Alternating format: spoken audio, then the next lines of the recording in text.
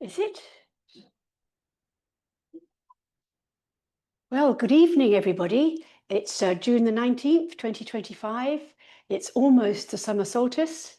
It's a beautiful evening out there, and I give a big thank you to you who are online and the people who are here for attending tonight's hybrid in-person and webinar. We have our invitee to Clinica London Academy tonight is Zishan Naeem. He is one of our orthoptists at Clinica London. He also is the lead orthoptist at the London Hospital. He's going to educate us about amblyopia. It is an interactive lecture, so I will be keeping an eye on the online questions that come through. And then Zish, if you get them here asking you questions, I will take them the microphone and they can answer. Sure.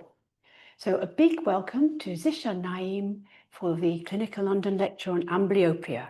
Thank you very much. So, thank you. First of all, thank you to those who have attended online and to those who have also attended in person. I'm very aware that it's over 30 degrees outside, so you've given up some of your valuable time to be here today, so I do appreciate it. I promise for it to be exciting and hopefully to get us thinking outside of the box about amblyopia. So amblyopia treatment, it's the bread and butter for orthoptists. We are taught conventionally that we have until the age of 7 or 8 to undergo patching treatment and to implement patching treatment. Beyond that point, it's too late. So I am here to basically question, is it too late to patch? And hopefully by the end of this, I'll have you all rethinking the boundaries for amblyopia treatment. My aim today is to define amblyopia, to review the types of cases that warrant referral to the orthoptist or ophthalmologist, to review the management of amblyopia, to review recent literature, especially with regards to amblyopia with older children, or older patients, and also to review how we ought to alter our practice when we think about older amblyopes. So what is amblyopia? And I'm sure this is a question that I would like to think that most of the audience would know the answer to. But it's very simply put, it's a lazy eye. So most people, in terms of patients, would come to us complaining of a lazy eye, referring to an eye that drifts inwards or outwards, usually. But we would correct them and we would say that that's actually a squint that they're referring to. And a lazy eye is where the vision in one eye is reduced in comparison to the other eye. 1 in 50 children in the UK have amblyopia. And we know it to be preventable. So that's, I guess, the positive, reassuring thing for our parents, our very worried parents of their children. They want the best for their children and they're worried, is their vision actually going to get better? And yes, it can get better. The earlier it's treated, the better. And essentially, with amblyopia, it's the visual system that's underdeveloped from early childhood, and it causes that reduction in the vision. So essentially the brain switches off the eye, essentially, because it's getting enough of the information from the better seeing eye. So the brain just thinks, oh, okay, don't need the image from the other eye. I'll just focus on using the stronger, better seeing eye. And it's important to note that there isn't any pathology that's causing that vision to be reduced, because amblyopia, as we know it, is not organic in its cause. It's non-organic. So then I guess if there isn't a pathological cause to the reduced vision, well, what is causing the vision to be reduced? And I think that's what we really need to make sure we focus on when we have a patient in front of us. They've got consistently reduced vision in one eye compared to the other. What's causing that vision to be reduced? Is it a squint? So is it because they've got an eye misalignment of their eye, so an eye that drifts inwards or outwards? Is it refractive in cause? So do they have Do they have an isometropia? So is there a difference in their prescription greater than a diopter difference at least between the two eyes? Is it because they've got more astigmatism in one eye than the other, so meridional amblyopia? Or are both visual acuities reduced because of the fact that they've got a high prescription that's been left uncorrected for many years, and therefore leading them to having ametropic amblyopia? With amblyopia, I guess for us to be able to diagnose a patient with amblyopia, there needs to be at least 2 lines of difference in their visual acuity, using an age-appropriate visual acuity test. One of the things that I think is a really important take-home message with amblyopia treatment and assessing vision is, and I guess the orthoptists would be, I suppose, the experts in this, because that's one of our main purposes of our training within the visual development side, is that we really need to achieve a threshold assessment. So visual acuity is about discriminating between detail, but it's a threshold assessment. So we really have to encourage a child to get to the smallest line of letters or pictures, or whatever it is, the optotype that's part of the test. And we've got to, you know, be animated, and we've got to encourage them and praise them and really help them to get to that level of vision, for us to know that that's a reliable visual acuity measurement.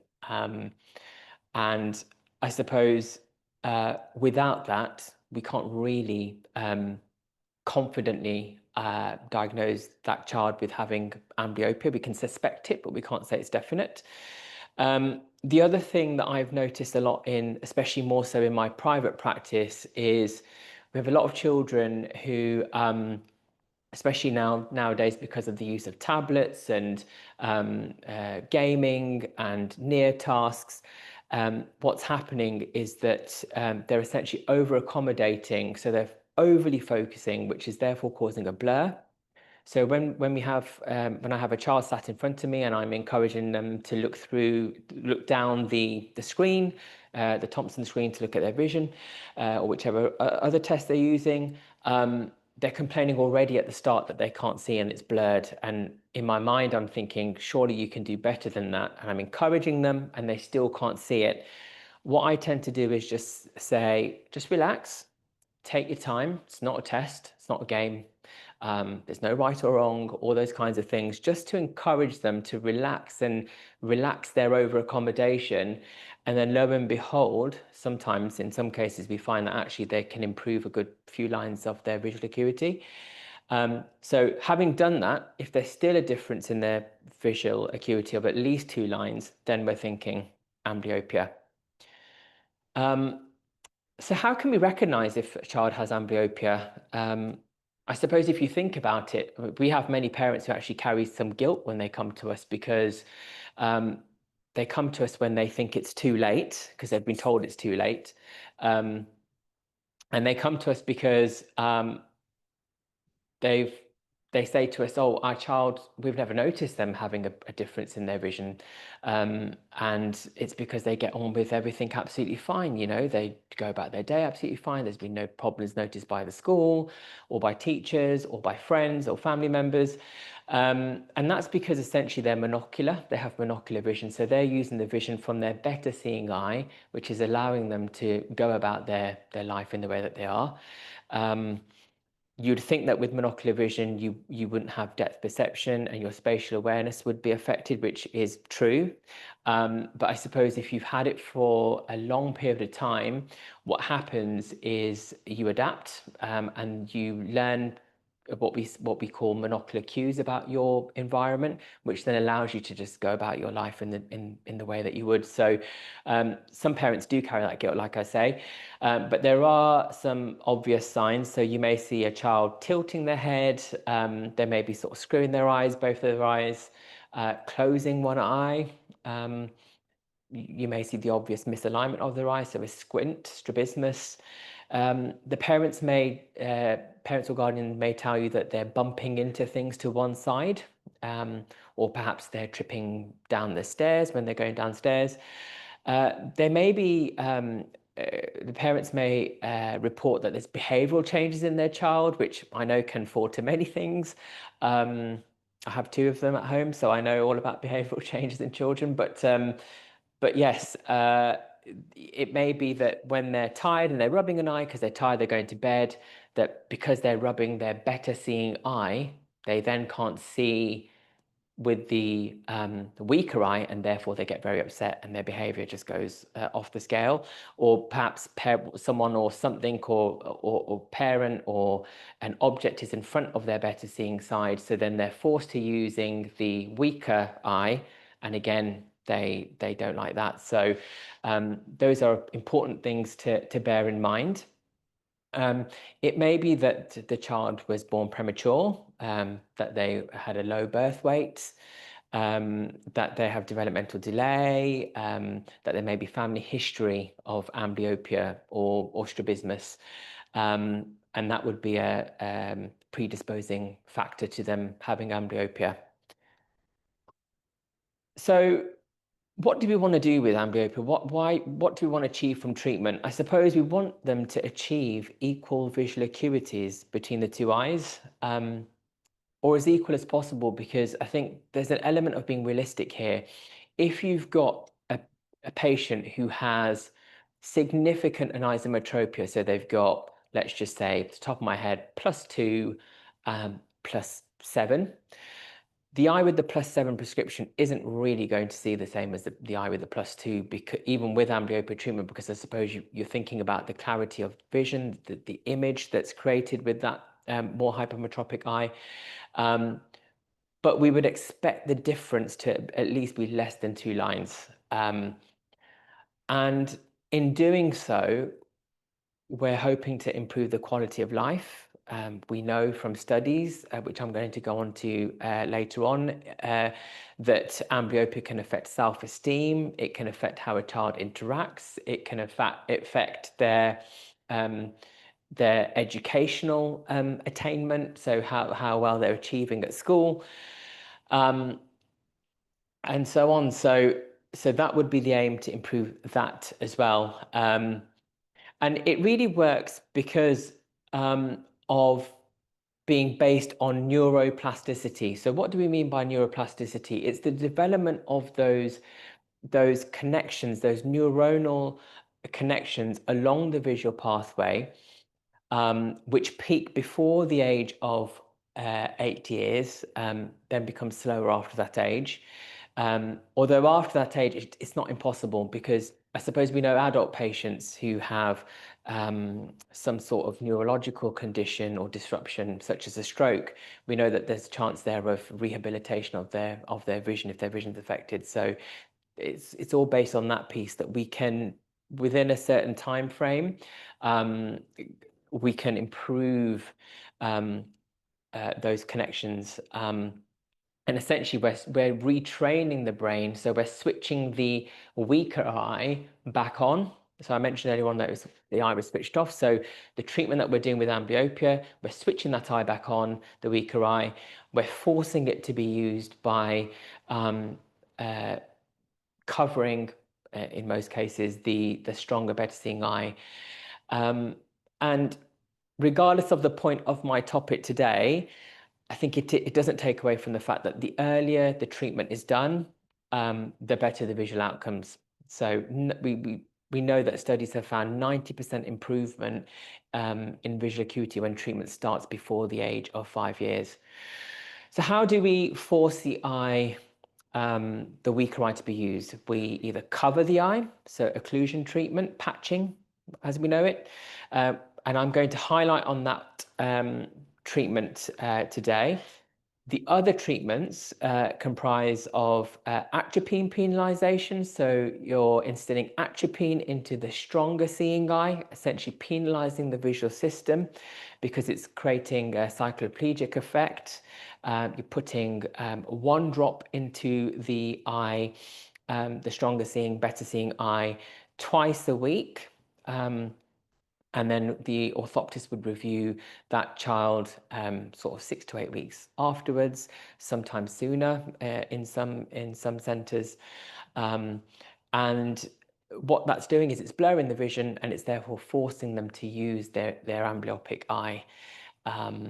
We could use a Bangita foil, so a translucent foil that goes over the lens of the glasses of the better seeing eye. And then as you go through treatment, you essentially would alter the foil so that it's allowing more and more light through, so you're increasing the translucency.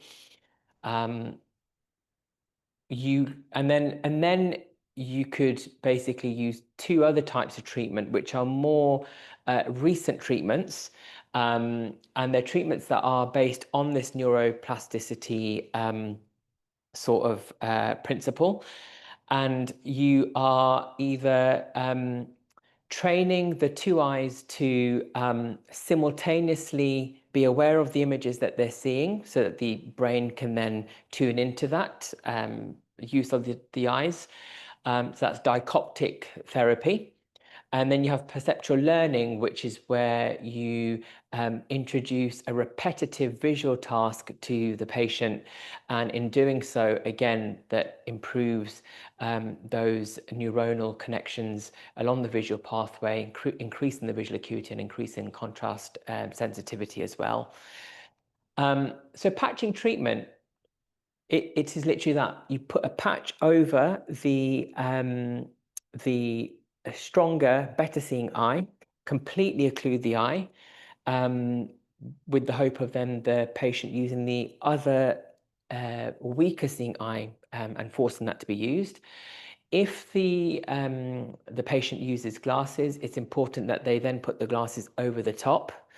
If you were to put as we know it, these are all very basic things, but which I'm sure we're aware of, but nonetheless, you wouldn't want to put a patch over the glasses, because there may then be a little gap that the older child patient can look through. There are obviously other ways of in allowing the eye to be patched, which is by using a fabric patch, for example, over glasses. That's something that's also available and does the same sort of thing that the patch does. But what we do with patching treatment as an orthoptist, a lot of it, if not most of it actually, is based on the evidence that we have. And it's the evidence that we have that's been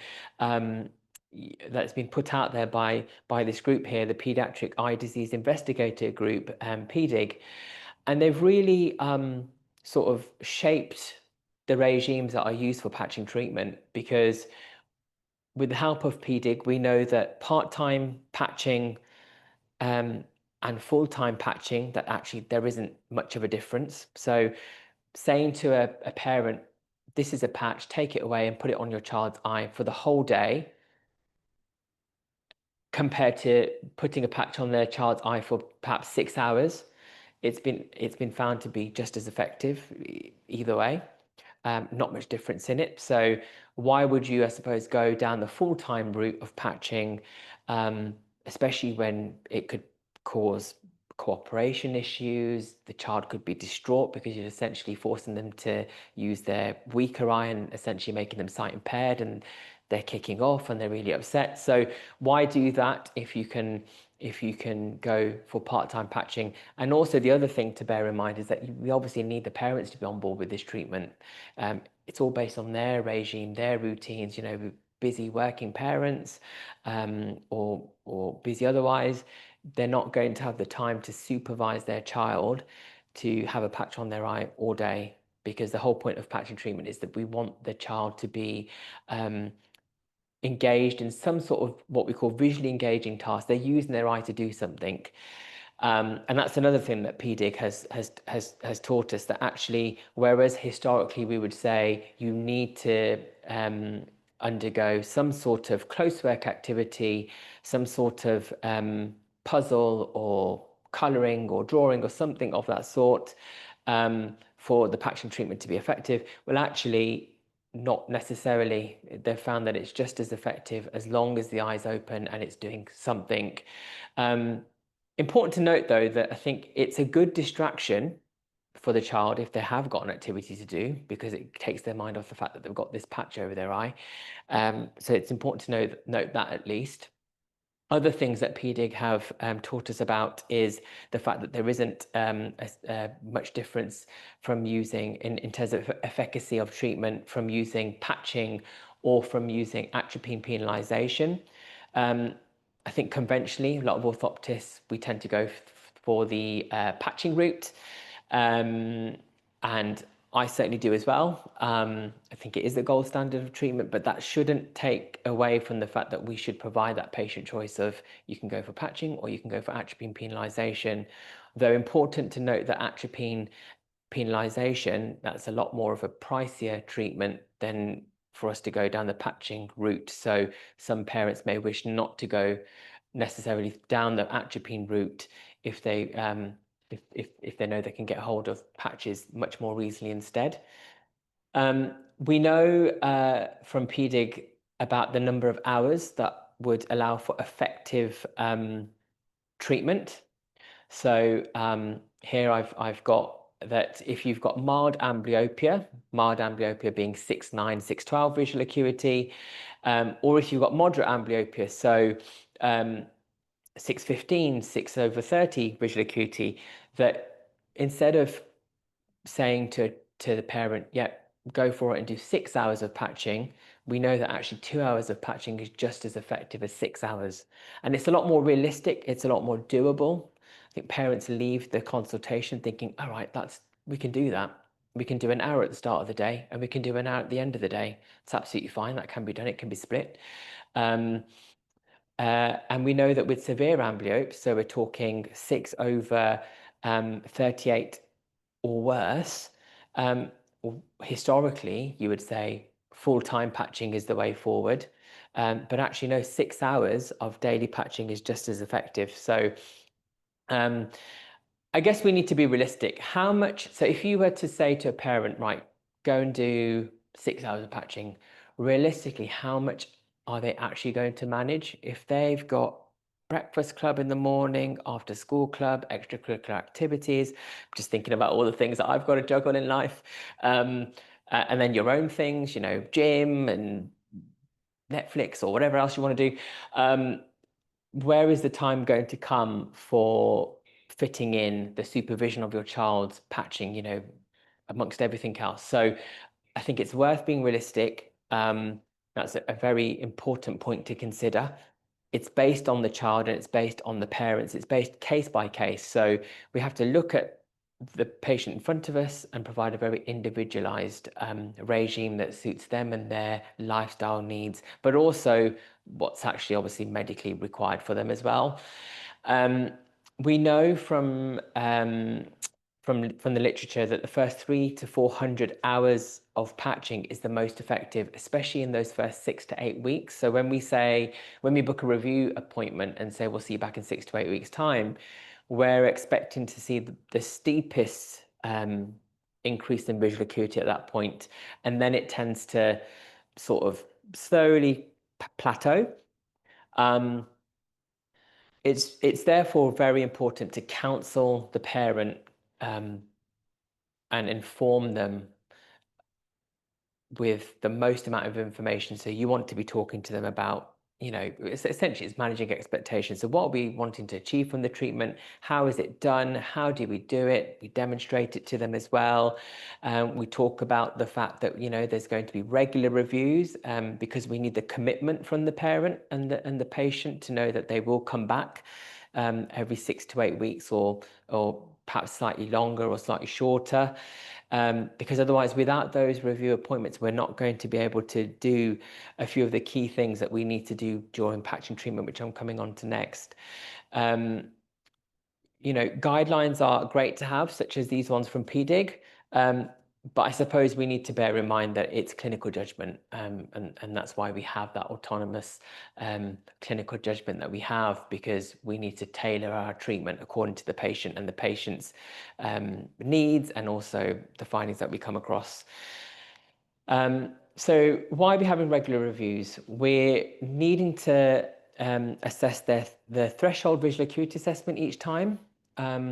we're prioritizing the assessment of the amblyopic eye first. So let's just say conventionally we would always test the right visual acuity before we test the left visual acuity. But if you know you've got a child with left amblyopia, you want to be testing the left vision first. So it's just remembering those things, encouraging, getting down to that threshold assessment. Ideally, it's good to have the same orthoptist assessing this each time to reduce the inter-observer sort of variability. However, there's a reason why we have standardized care, and that allows for similar processes being carried out amongst orthoptists, but it will differ. And then as part of our regular reviews, we want to be assessing the child's binocular function, and their squint and their fixation preference. So I think we have a question, do we? Question online. Sorry Yes. to interrupt you. It's come through and said, which perceptual tests can be used in clinic or at home? Perceptual tests. So, I mean, I'm focusing more on the patching side of things, but in terms of perceptual tests, those are more, they're more tests that are provided. You can find them online, and they're things along the lines of puzzles, and sort of specific activities that would actually require you to wear red and green goggles as well to be able to do that. So these are treatments that require a whole different set of, I suppose, expertise in the fact that it's not quite like patching treatment. But I suppose if you're talking about patching treatment and the sorts of things to do whilst the child's patching, then yes, things like puzzles, drawing, colouring, dot to dot, those kinds of things, anything that just allows them to use their vision. So I hope that's answered that. Thank you. The same person has another question. Sure. Could you please tell us more about dichoptic training as well? Sure. So with the dichoptic training, that's a relatively recent treatment. And with dichoptic training, it's based on the fact that each eye would be presented with differing images. And then you're essentially having simultaneous information from the eyes to the brain, and then that would allow for the visual acuity, contrast sensitivity to improve by doing that sort of technique. So it's all based on that neuroplasticity principle there.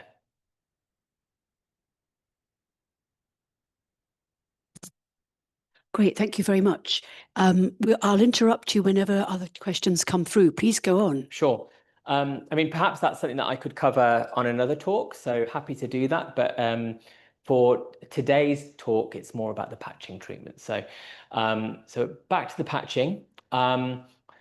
We are monitoring for the improvement in visual acuity. We're tailoring the regime according to what we're finding with the visual acuity. So if we're finding, let's say, the visual acuity hasn't improved as much as we thought it ought to have done in that first review, we may then increase the amount of patching.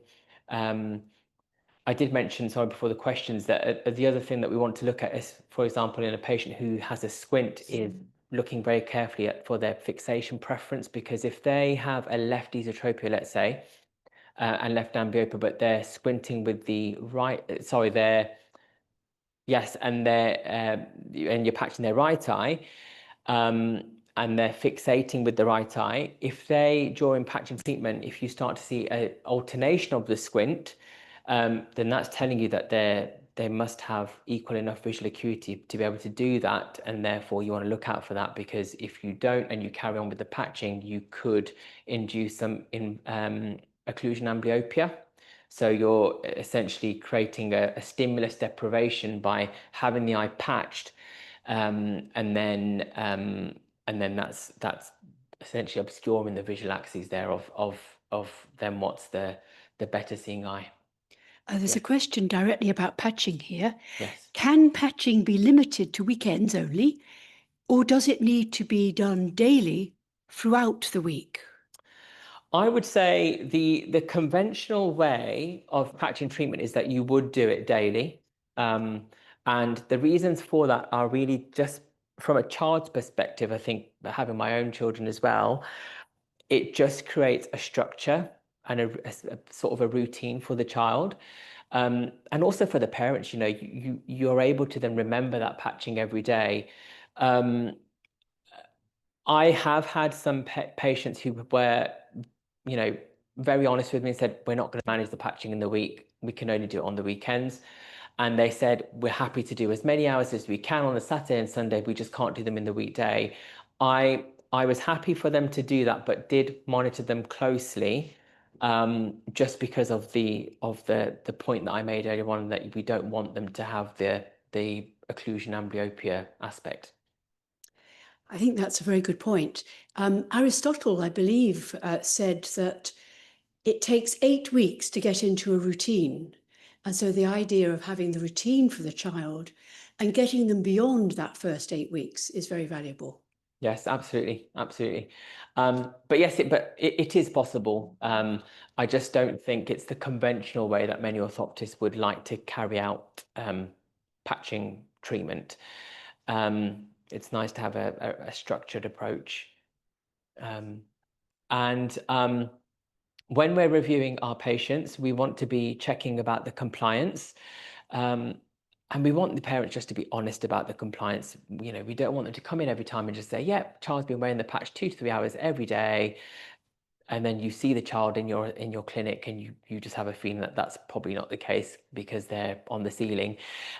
So you just want to sort of tease out that a little bit more, because the whole point of it is for us to understand how much they're actually managing, for us to then tailor the treatment accordingly.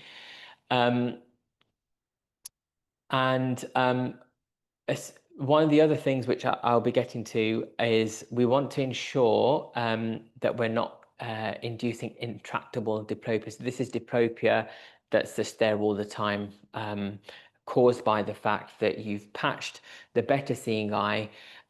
You've potentially over patched it in terms of either duration or because they're an older patient, and essentially you've not checked for their density of suppression or their strength of BSV.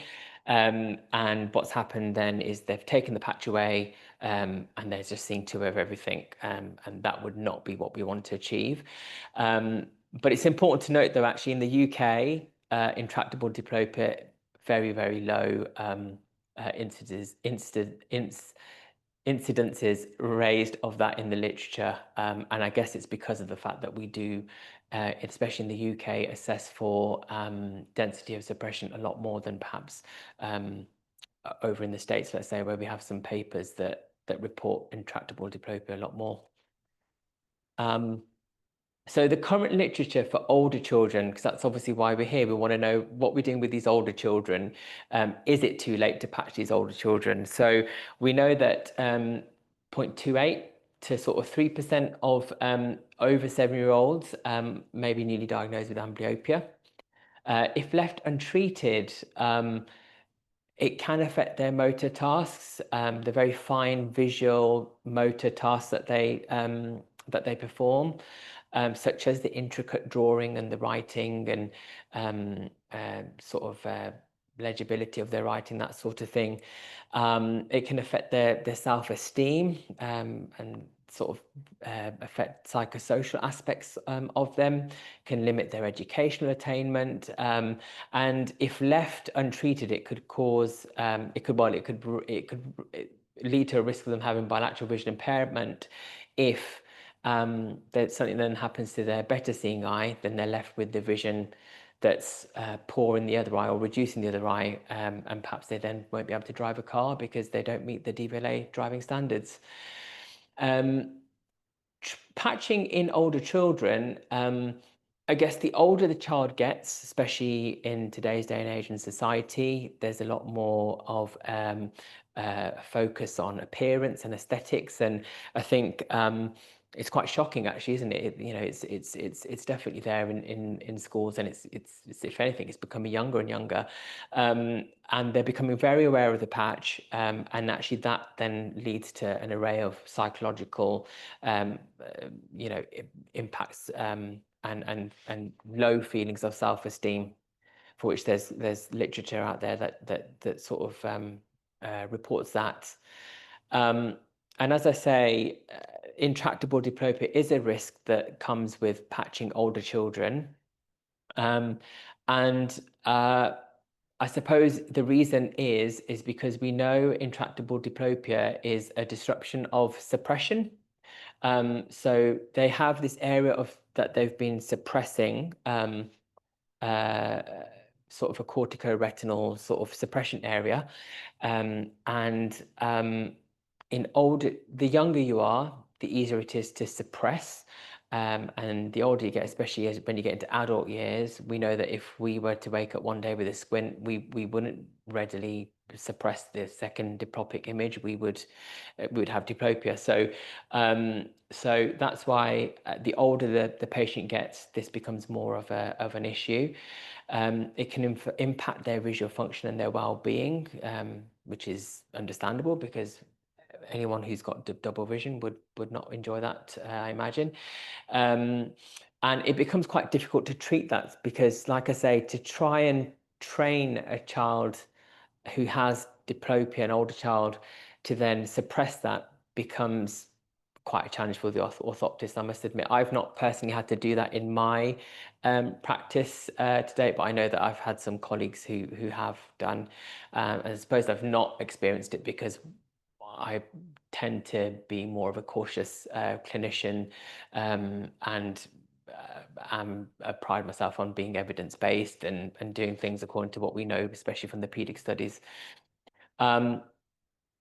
So how do we monitor for that disruption? So we need to be able to assess their binocular function each visit. That's if they're binocular. So if they don't have a squint, and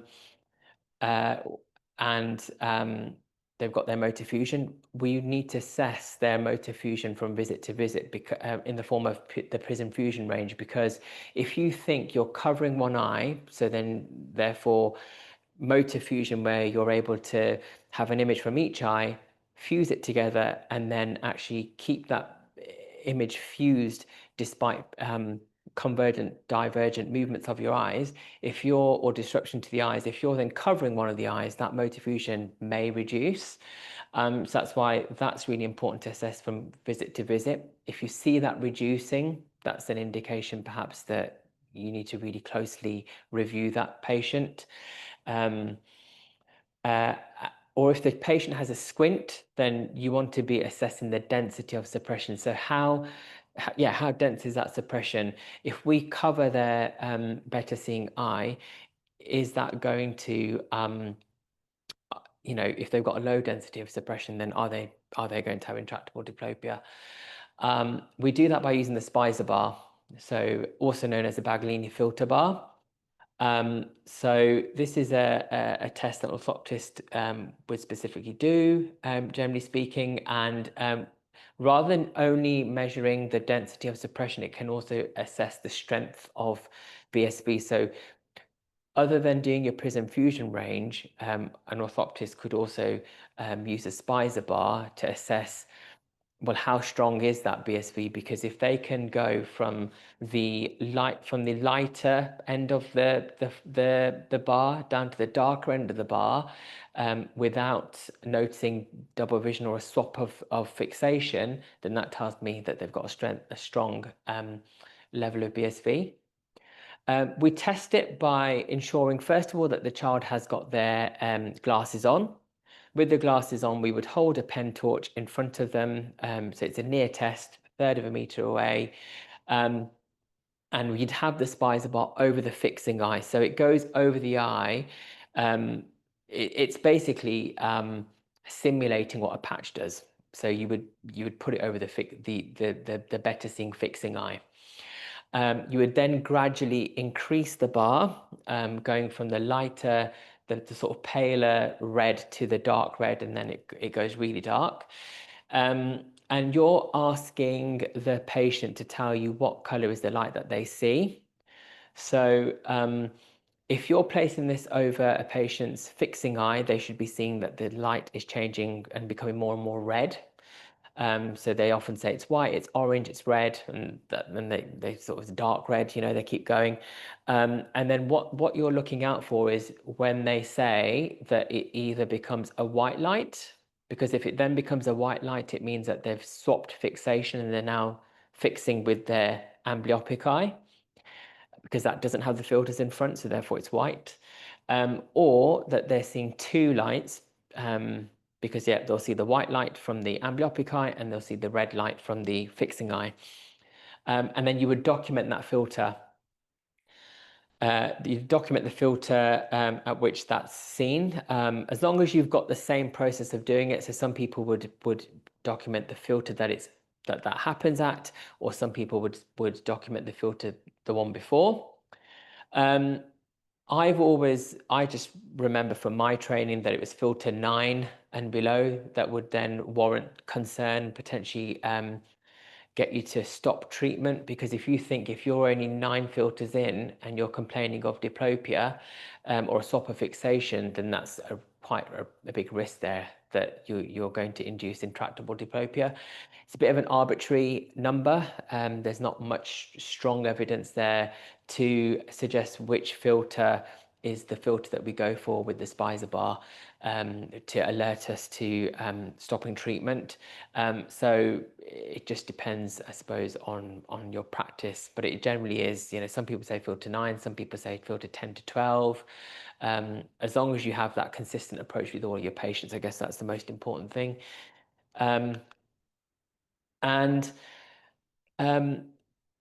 Who do we refer then to the orthoptist? I know that a couple of you were asking me that before the talk. As I was saying earlier on, it's not just children under the age of 7. So if you get someone coming to practice older than the age of 7, there's an intraocular difference there of at least 2 lines. You found them to have refractive error. You've corrected their refractive error. They've worn that correction for at least 18 weeks, bearing in mind that they've got healthy fundus and media as well. Then that's getting you to think, okay, this patient has amblyopia, they need some patching treatment or occlusion treatment, amblyopia treatment. And then if you have a patient who has a squint, or maybe they've got a droop, ptosis, or they have another anomaly of their visual axes, and you're suspecting that they may have amblyopia, then that's another type of patient that you'd want to refer to us. But it's always important that you counsel them appropriately when they come to see you in the community, because I'm certainly aware of quite a lot of our parents who I've seen of older children with amblyopia. They've been told by optometrists or other professionals, it's too late. This is an urgent referral. You need to urgently go to the hospital, and it's too late. And the anxiety that gives rise to is really quite great. So just have to bear that in mind as well. It's the way we kind of phrase it. You know, it could be phrased in a way that, oh, yeah, your child has a lazy eye. There's a difference in visual acuity. Have colleagues, orthoptic colleagues, who could look into this and can explain to it further and see if there's a way that we can improve the visual acuity. I suppose if we've got it drilled into us that we've only got till 7 or 8 years of age to get that patching treatment done, then I suppose you are going to think, oh my gosh, we've got to get this patient in. This is urgent. This is urgent. But I guess I'm saying here that there's plenty of literature that says that actually there are children as old as, you know, 16, 17, even older, who have had amblyopia treatment and their visual acuity has improved. And it's improved to the level that it's enhanced their quality of life and allowed them to drive a car and that kind of thing. An example of what not to refer, especially when we think about the hospitalized service, is when you've got an older child than the threshold. They've got these visual acuities, so they're 6/9 in the right eye, 6/12 in the left eye. So they're sort of suboptimal visual acuities, only a line's difference there. They don't have a squint. There isn't any binocular function anomaly there. You've done a non-cyclopedic refraction. There isn't a significant prescription. Then actually, there's a few questions there. Was it a reliable test? Was the child encouraged enough to actually do the test, and actually could they have gotten better just with a bit more encouragement? Were they over accommodating? So if they actually just were told just to take their time and relax, if you didn't have the pressures of other patients waiting outside and you're in the community and it's busy and time is money and all the rest of it, then actually is that a reason why this is why their visual acuity is just slightly reduced? Is there maybe some dryness of their eyes that's giving rise to that as well? If they're using tablets excessively, that kind of thing. Have we asked about their lifestyle choices? Are they just indoors reading and looking at a tablet all day long? And in which case then we can talk to them about the whole 20-20-20 kind of principle of holding something at least 20 centimeters away for 20 minutes and having a 20-second break. And spending a lot of time outdoors. On a day like this, that would be ideal because it's great, but not always possible. And I think with this particular patient, they were told, like I mentioned earlier on, that, this is an urgent referral. You've got to go right now. Otherwise, you're going to lose the time to improve the vision. The mum was incredibly anxious. And I think a lot of my assessment was actually trying to control the mum's anxiety rather than actually doing the orthoptic assessment. So with these kind of patients, yes, they might not be ideal for the hospitalized service, but as we were talking earlier on before the talk, but actually we're happy to see them in private practice if that's something that you've got parents, if they don't want to wait for the waits that sometimes are in the NHS, then yeah, fine, we can see them. So I've got a couple of case studies now, which I thought would just change it up a little bit. Interactive, so feel free to chip in, ask me questions along the way. But it's really just highlighting what I'm talking about, and it's proof is in this really. So I do massively go by what I'm talking about today. I've done it plenty with my patients in private practice as well as in the NHS, and the results are really rewarding. So I'm going to call this 15-year-old girl Annie. So I remember she came to me, she was undergoing her GCSEs, really smart, mum really quite keen and adamant that she has a child who goes places and does well in her GCSEs, so no pressure for her, bless her. She hadn't had any previous sight tests. And then what had happened is one day she was just procrastinating whilst revising for her exams, and she was just doing a bit of kind of closing one eye, closing the other eye, and then realized that with the left eye, her vision was a lot weaker than the right. And then actually, when she thought about it and her mum asked her, is it troubling you? It doesn't matter, we've all got things that are slightly different. Then she said, but actually I've had headaches for quite some time, but I just didn't think much of it. I just thought they were, because I'm studying too much or not drinking enough water. They then visited the local opticians and they were told it was too late. And that they've got good vision in the right eye, so don't worry, you've got monocular vision. The vision in the right eye is getting you through what you can do. You can drive a car with the vision from the right eye, so don't worry that it's too late. Mum, however, I mentioned that she was adamant, and she knew that the child was a high achiever. She then did a bit of a Google search, as many of us do, and then came across amblyopia, came across some papers there about patching in older children. She went to the GP and she asked for a referral.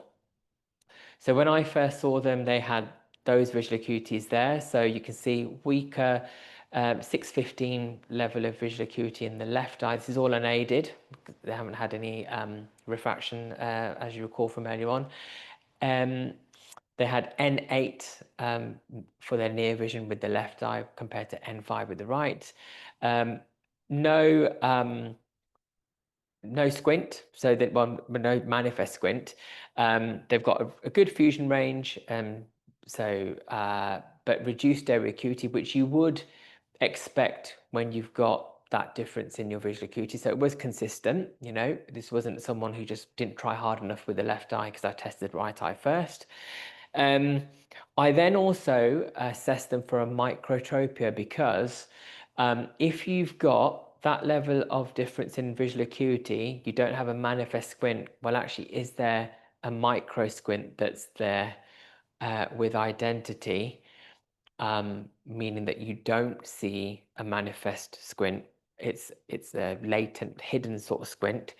And actually, this patient didn't have that. If I did find them to have that, it may have then led me to thinking, oh, I wonder if they've got an isometropia, because that's a etiology for that. But lo and behold, they did actually have some anisometropia. So interesting that they didn't have a microtropia. They had a subjective refraction done, which found this prescription. They had a healthy fundus and media, so we know that there's no pathological organic reason there why the left vision is reduced. So at this stage, we're suspecting right. So I've put right there, it should be left anisometropic amblyopia. It isn't mixed, so there aren't mixed factors causing it. So there's no, it's only the anisometropia is the only amblyogenic factor. And the reason I say that is because when you've got mixed amblyopia, that's a lot more challenging to treat in terms of outcomes in comparison to when you've just got a single factor. They were issued with those glasses and asked to wear them full time, and told to wear them for at least 18 weeks as what we know as the refractive adaptation. So when they first came back to me in 2 to 3, they didn't come, they weren't seen by me at this point. No, they were seen by us at this point, sorry, confusing myself. The first follow-up 2-3 months, there was a slight improvement. So this is glasses alone to 0.34. It then further improved a little bit because we thought that wasn't quite 18 weeks at the 2 to 3 month mark. So let's leave it a little bit longer. So then now at this point, it was over 18 weeks of refractive adaptation. We're now at 0.32, so only a letter's difference. And at this point, I guess we can say that this patient does have amblyopia of their left eye. And they were commenced on 2 hours of patching treatment. I didn't need to, at this point, I'll just say, I didn't need to assess their Spicer bar. I could have done to augment my prism fusion range findings, but because this was such a cooperative patient with reliable results, that was enough for me. And I just trusted their findings were very good. As soon as their fusion broke, they told me straight away that they had diplopia. So it was reliable. So when I then saw them 6 weeks after their patching started, lo and behold, their visual acuity has improved significantly. So it's gone from 0.32, sorry, to 0.16. So we're now at a 6.9.5 level. Their near vision has also improved. Their fusion range had reduced slightly in their base out range. Their positive fusional reserves had reduced slightly, but still fairly good and within normal limits. And their stereo acuity had actually improved. So it's gone from 170 seconds of arc to 85. And that does tie in with the improvement in distance visual acuity. We left it a further 6 weeks. And then again, their visual acuity has improved further. Near vision's improved. Fusion range still good. Stereo acuity further improved. So we're happy with this now. This is a great result. But we don't just stop because we've seen one visit of great result. We want to know that it's consistent, that's maintained. So then we did a further 6-week review, and it was the same findings as above. So at that point, we've achieved what we wanted to achieve. So let's stop patching. But we don't just stop abruptly. We wean them off the patch, and we know that again from research, from plenty of literature that states that weaning off patching doesn't then lead to that regression in vision when you just suddenly stop. And what I tend to do is I'll do that over. So if I say come back in 8 weeks, I'll say for the first 2 weeks, do 1 hour of patching. For the next 2 weeks, do half an hour of patching. 2 weeks after that, do half an hour every other day. Last 2 weeks, don't do any patching, and then come and see us. whichever way you want to do it, as long as it's a nice gradual weaning off the treatment. And essentially, it then ended up being 26 weeks since we started the patching. We still got the same visual acuity. So still achieved that we still got that optimal level of visual acuity achieved. Great fusion range still. Excellent stereo acuity, so that's their depth perception. So they're noticing that as well. They're benefiting from that. So we've got missed off the T. So they're confident more so. They're happy, and mum's also very happy because her high achieving daughter is now going to fulfill her wishes of going off and doing really well in her GCSEs. Think there's a question there, Jane? There's a question not directly on the case, but related, slightly older. What would you say is the lowest visual acuity threshold for referral for adult amblyopes? And also, does it depend on the cause of the amblyopia? ... question mark. In terms of the threshold, I think it just depends on the patient and what they're wanting to achieve. There's another case that I'm going to talk about actually, which is an adult patient. I think if they've got a specific requirement, such as a job requirement, then you may just want, even as long as it is 2 lines difference, then fair enough. I would give it a try. It is different, I think, slightly in private practice, in that we are led by the patient. So if that's something that they want to achieve for their improvement in their lifestyle, then that's something that we can support them with, as long as it's safe. That's the key thing here. So the reason I wouldn't necessarily, if there's only 1 line's difference, I wouldn't bother in that case, because, as I say, the risks in my mind far outweigh the benefits. The second part of the question, would you mind just reminding me about the second part of the question? Sorry. I think it was, does it depend on the type? Yes, certainly. For adult amblyopes, and also, does it depend on the cause of the amblyopia? You'll find that stimulus deprivation amblyopia tends to be one of the more sort of stubborn of the... Sorry, which deprivation? Stimulus deprivation. Stimulus deprivation amblyopia. So ptosis, cataract, something along those lines. So there's an obscuration of the visual axes that tends to be more difficult to treat. But if it's something refractive or strabismic, then I think, yeah, it's worth giving it a try. And with the refractive error, does it make a difference if it is myopic, as this case, or hypermetropic? So I'd always thought that amblyopia was per se hypermetropic. No, yeah, we do certainly find it in this situation, especially in our older patients. I guess we would find more the case of them having the myopia. It doesn't make a difference really, from my experience. That's for sure. If the difference is there and the anisometropia is there, then I would give it a try. Thank you. Yeah. So that was that case. The other case, as I say, is an adult patient now, and this is, I must add, this is a patient seen by a colleague, another orthoptic colleague at Clinica. But this is a patient, I'll call him James, came to us at the age of 29, referred by the optometrist because this patient was keen to join the Marines Reserves. However, because they had a childhood left esotropia, previous squint surgery, so it's residual, they've got residual amblyopia, so they've already had patching treatment in the past as a child, although the compliance was variable. They've got anisometropia there as well, as you can see from that prescription.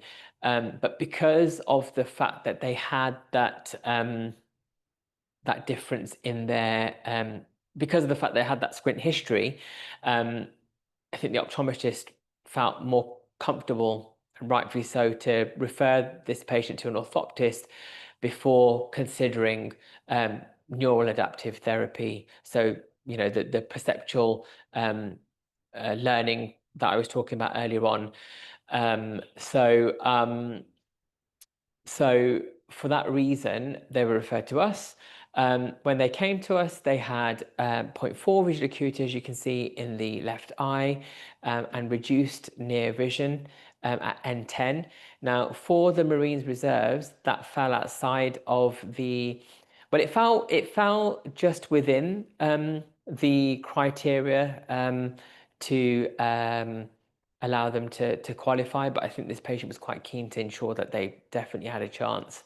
So they were very geared up to doing whatever it took to improve their visual acuity. You can see here my colleague assessed their Spicer bar for the density of suppression, and rightfully so, because it's filled to 10. They said, let's start them on patching treatment. They did 2 to 3 hours, but because it's an older patient, adult in particular, 29 years of age, they went more for a 4 to 6 week review rather than a 6 to 8 week review. So a little bit more caution, which is what I would have done as well. And then when they then came back to us after commencing their treatment, their vision, sorry, the first vision here I think should be 425. It then improved to 4.40, so a slight improvement only. But because of that improvement and because of the fact that the density of suppression was still stable, they were asked to continue with the patching. Another 4 to 6 week review, came back, and you can see that there's a little bit more of an improvement in their visual acuity in the distance. Patient was happy about that. As you can imagine, they were a lot more confident in achieving the N10 with the near vision. And so because it pinholed up their distance vision, they were advised to attend the local optician for an updated refraction. They came back to us and it improved slightly again. However, you can see here from the Spicer bar findings that the density of suppression now has reduced, and they're complaining of diplopia a lot earlier. So that's where you wouldn't just say, right, we're going to stop all treatment. You would probably just want to, because it depends, you know, if we're seeing an improvement in vision and it's been such a good improvement, you'd probably want to see if you can get a little bit more out of that eye, but just approach it with caution. So reduce the review period a little bit down. So they were asked to come back in 4 weeks. But they were counselled very carefully, so told if you have double vision when you take your patch off, you must stop patching immediately and contact us, and we will see you, you know, at the next available opportunity. Couple of visits afterwards, they close review. We then managed to achieve this optimal level of vision of 0.225, so they're now at a 6/9.5 level of vision, N9 for their near vision. The patient was happy because they've now met the requirements that they need for the Marines Reserves and applying for that. And the plan with them was to continue with the maintenance, what we call maintenance patching, to ensure they've still got that good level of vision, but with really regular, close monitoring. And then they would be weaned off the patch, as I mentioned earlier on. So what are we taking away from this? What are we doing with older patients? So we're ensuring that we're encouraging them during their visual acuity assessment. We're making sure they're not over-accommodating. They're having a refraction fundus and media check to make sure that there isn't a pathological reason as to why the vision is reduced. And then if it is reduced and you're suspecting amblyopia, that's why we're here, refer them to us, the orthoptist. We will then counsel them accordingly and manage their expectations. We'll commence them on occlusion treatment or whichever other treatment I'd mentioned from before. We'd ensure regular reviews. I've put plus or minus 6 weeks because depending on the case, you may want to go to sort of 4 hours, like we did with the older patient, the adult patient. You'd approach it with caution by assessing the density of suppression or binocularity, depending on the case. And you'd provide emergency contact details. I think that's a really important point as well. Patient needs to know what to do if they do have double vision. So you need to be able to provide them with that advice. And hopefully you'd have a happier patient at the end of it because you've got an older child that hasn't been told it's too late, and they're walking away with better vision. So is it too late? The answer is no. Thank you very much. Any questions? Any further questions? Got some details here. So if you do wish to refer to Clinica London, we've got Sophie Taylor, who's our secretary for paediatrics, with a contact number there, who will happily take referrals from you. And I'll be happy to see patients. Thank you. Hello, I just want to ask, what's the oldest patient you ever treated? The oldest patient I've ever treated was probably the 16-year-old, actually, because they tend to be generally the GCSE going sort of age. There was an AS level patient as well, actually, so 17. But the patient that my colleague saw, so that's an example, a very realistic and real example of an older patient, adult patient. Is that rare, 29-year-old? Yeah, it's not going to be common. You're not really going to find many patients of that sort of age. But I suppose it's something for you to be aware of, that if you were, because I remember you saying it before the talk that you tend to see more adult patients. If you do have your adult patients and they have got amblyopia and they're troubled by that, and they've mentioned it as part of the consultation, it's something worth speaking to them about and saying, well, actually, would you like referral to an orthoptist so that we can look into that further. We can No point considering if they are near presbyopic age. Yeah, I think it's always, with any patient, I think it's always worth thinking about the bigger picture. And are you really going to embark on a treatment that requires all these regular reviews if actually it's not really going to change much for them? Is what I would say. So it's all about that realistic approach. Yeah. Thank you. You're Well, welcome. Zishan, thank you very much for a wonderful talk. It's been greatly reassuring to know that you can patch and treat amblyopia in the older child, the teenager. And I think I've probably sent patients away that have inquired. So I don't think I realized this. So it's been a big eye-opener, along with the dangers of causing diplopia. Yes.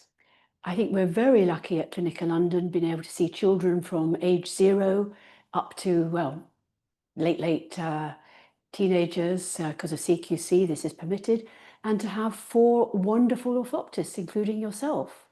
So thank you very much for teaching us tonight and sharing your views and your very positive approach to patching and amblyopia. Thank you very, very much. You're most welcome. From everybody. Thank you for attending. Appreciate it.